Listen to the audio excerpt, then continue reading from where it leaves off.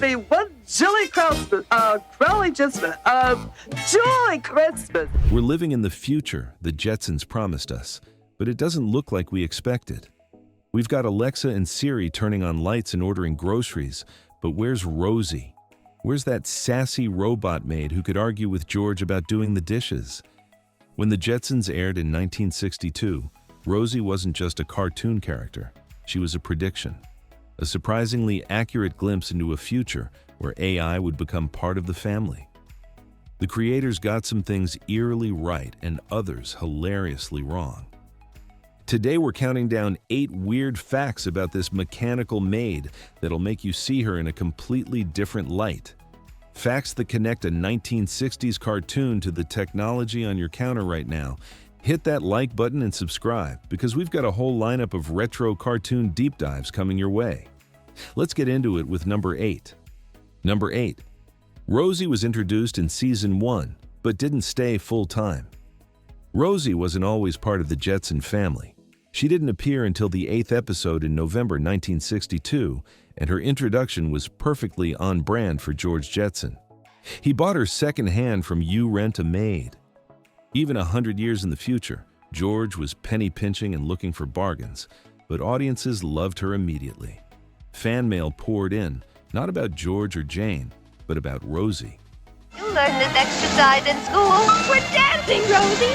Maybe you. Her sass, loyalty, and no-nonsense attitude stole every scene. When the Jetsons was revived in 1985 after 2 decades in syndication, Rosie wasn't a recurring character anymore. She was essential. She became the heart of the household. A production crew member recalled, "Audiences connected with Rosie because she felt real. She wasn't perfect. She had opinions. She complained.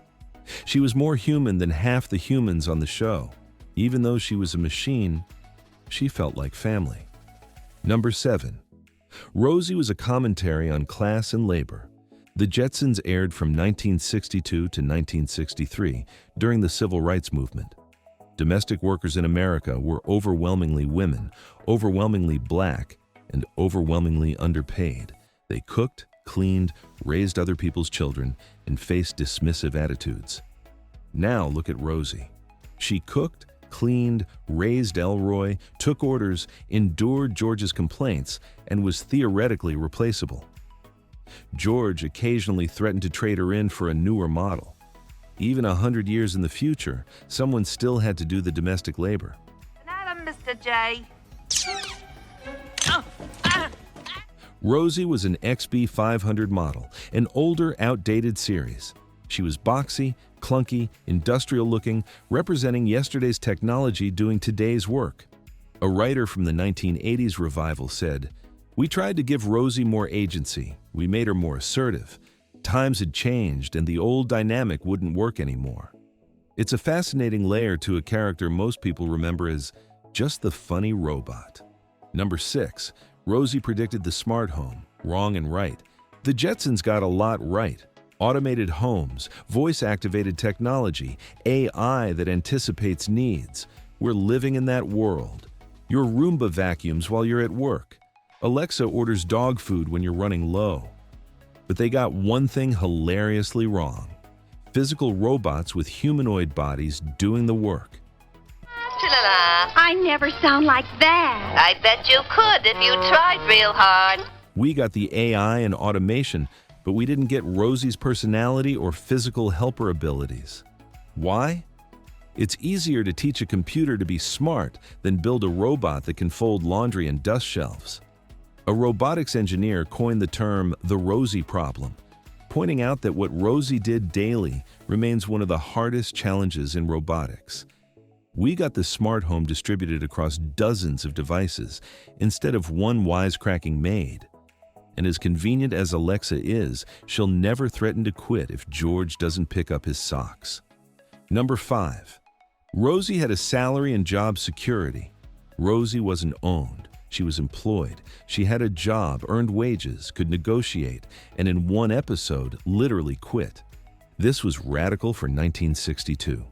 She wasn't property or a tool. She was a worker with labor rights and the autonomy to walk out if mistreated. In Rosie's boyfriend, she quits to be with another robot. Jane panics. George realizes their dependence. They have to convince her to return. She had the power. It raises questions we're still grappling with. If artificial intelligence can think and make decisions, what rights do they have? Can you own something with consciousness? A writer from the 1980s revival said, I may be homely, Buster, but I'm S-M-A-R-T smart. "We always wrote Rosie as an employee, not an appliance. She had dignity. She had standards. That's what made her interesting." We're having that exact conversation now as AI gets more sophisticated and exhibits behaviors that look like personality. Number 4, Rosie showed emotional intelligence. Rosie didn't just follow orders. She had emotional intelligence that's more relevant today than in the 1960s.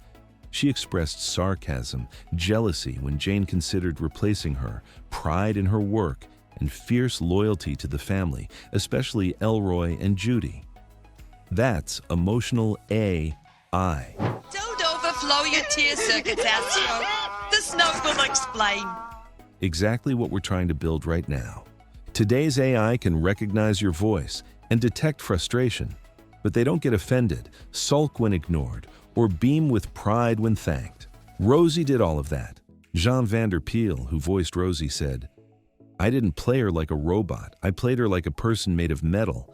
She had feelings, and those feelings mattered." For people to accept AI in their homes, it can't just be functional. It has to be relatable. We're getting there, but we're still decades from something that could express hurt feelings when you forget to say, please. Number 3, her design was purposefully non-human. Rosie doesn't look human at all. She's boxy, metallic, with wheels instead of legs and a clearly mechanical face. No synthetic skin, no attempt to look like a person. This was absolutely intentional. The creators avoided the uncanny valley, a term coined in 1970 for when robots look almost human but trigger psychological discomfort. Think hyper-realistic androids with dead eyes. The Jetsons avoided it by making Rosie obviously artificial. You never wondered if she was human. That made her safe, trustworthy, non-threatening. Modern AI developers still wrestle with this. Amazon's Astro looks like a screen on wheels. Boston Dynamics robots are clearly mechanical. The most advanced social robots still have that unsettling quality from trying too hard to look human. An animation historian noted, "The Jetsons gave us a vision where humans and robots coexisted comfortably because the robots stayed in their visual lane. They didn't pretend to be something they weren't." Number 2, Rosie was the moral backbone of the Jetson household. Watch the Jetsons with adult eyes, and something jumps out. Rosie isn't just the maid, she's the conscience of the family. George is lazy and impulsive. Jane can be vain. The kids make selfish decisions, but Rosie calls them out. When George tries to cheat, Rosie points out it's wrong. When the kids make bad decisions, Rosie steps in. She functions like a truth-telling algorithm with attitude and a moral compass. She refused to help George fake being sick.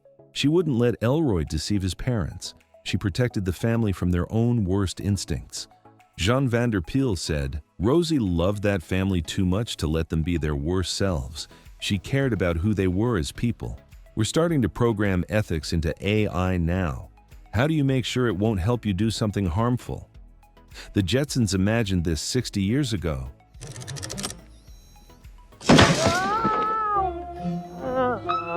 Rosie's real value was her judgment and wisdom, not just her labor. Number 1. Rosie was one of TV's first domestic AI. Here's why we're still talking about a cartoon robot from 1962. Rosie was a prototype, a surprisingly accurate prediction of what AI in the home would look like, minus the physical body. What the Jetsons got right about AI decades before the technology existed. She reasoned, analyzing situations and making logical decisions based on complex information. She argued, disagreeing and explaining why George's plans were stupid with independent thought. She complained, expressing dissatisfaction and preferences about her working conditions. She formed opinions about George's work ethic, Jane's habits, what was best for the kids. She made judgments. All of this way before we had terms like machine learning or artificial intelligence. Siri can set a timer, Alexa can order groceries, but neither will tell you you're being lazy or making a mistake. They don't have Rosie's contextual awareness or understanding of human relationships. A tech historian wrote, "Rosie is arguably the most accurate portrayal of domestic AI in science fiction. Not because she got the technology right, but because she understood the relationship right. If AI lives in our homes, it has to be more than a tool. It has to be a participant. We have the automation and voice interaction, but we don't have Rosie's emotional intelligence, moral judgment, or genuine personality that would make AI feel like a true household member instead of an appliance. Maybe we never will, or maybe we're closer than we think." Thanks for tuning in to hear 8 weird facts about Rosie the robot that prove she was way ahead of her time. A 1962 cartoon that predicted the AI revolution and created a character we're still trying to build in real life. Did Rosie mean something different to you growing up than she does now when you think about her as a prediction of our actual future? Let me know in the comments. If you enjoyed this deep dive, hit that like button, subscribe, and check out our playlist of classic animation deep dives. Thanks for watching, and maybe someday we'll all have our own Rosie. Until then, we'll settle for asking Alexa to set a timer. See you next time.